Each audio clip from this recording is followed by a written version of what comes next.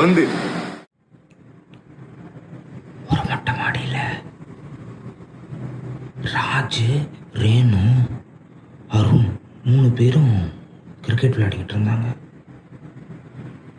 Raju batting ஆடுறான், ரேணு ஓடி வரா பாலோட, அப்புறம் போடுறா ஷார்ட் பால், இழுத்து அடிக்கிறான் ராஜு.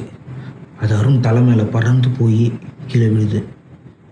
அது ஒரு 17வது மாடியிலிருந்து கீழே விழுது. ஒரு மாடியா அழகா பொறுமையாக அந்த பாலு வேடிக்கை பார்த்துக்கிட்டே கீழே விழுது.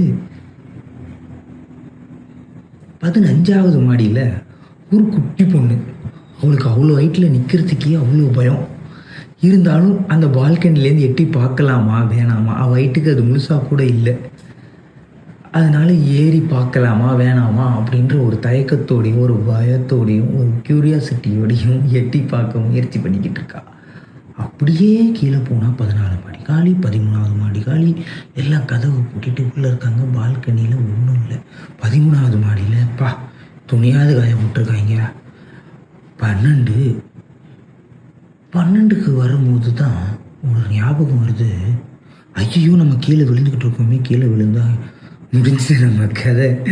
நம்ம என்னதான் ஒரு பந்தாக இருந்தாலும் இவ்வளோ உயரத்துலேருந்து கீழே விழும்போது அது நம்ம உடைய போகிறோமா திருப்பி எகிற போகிறோமா அப்படின்ற ஒரு குழப்பம் அதில் வருது.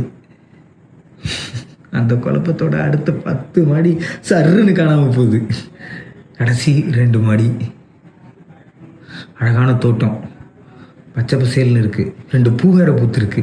ஆஹா, போகிறதா இருந்தாலும் கடைசியாக கண்ணு குளிர்ச்சியாக 2 காட்சி அப்படின்ற ஒரு சந்தோஷத்தோட சறுக்குன்னு கீழே வந்தால் 1வது மாடி. மறுபடியும் யாருமே இல்லை, ஒரு வெறுமை. இதுக்கப்புறம் அடுத்த நொடி அந்த வெறுமையை நோக்கி தான் போகிறோமா அப்படின்ற ஒரு சிந்தனையோட என்னமோ நடக்கட்டும் போடா அப்படின்னு கண்ணை மூடினா, மொட்டை மாடியில் விளையாடும் போது அப்புறம் அவங்கள போடக்கூடாது, அண்ட்ராம்ஸில் சின்னதாக விளையாடணும். இந்தாங்க அவங்க பந்து.